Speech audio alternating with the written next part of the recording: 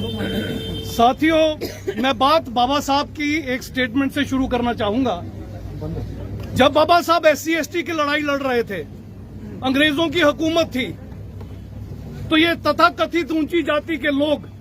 बाबा साहब को देशद्रोही कहते थे, एंटी नेशनल कहते थे। उन दिनों में बाबा साहब ने एक स्टेटमेंट दी थी कि अगर देश और मेरे बीच में कभी कंपैरिजन हुआ तो मैं देश के लिए मर मिटूंगा, मगर अगर कभी देश और मेरी कम्युनिटी के बीच में संघर्ष हुआ तो मैं अपनी कम्युनिटी के लिए मर मिटूंगा, देश को बाद में रखूंगा। उसके बाद संविधान आया और संविधान में हमें हक हकूक मिले, लेकिन बड़े अफसोस के साथ ये कहना पड़ता है कि बाबा साहब की दूसरी स्टेटमेंट जब आप सुनेंगे तो आपको पता चलेगा हमने गलती कहां कर दी। बाबा साहब ने कहा था संविधान कितना भी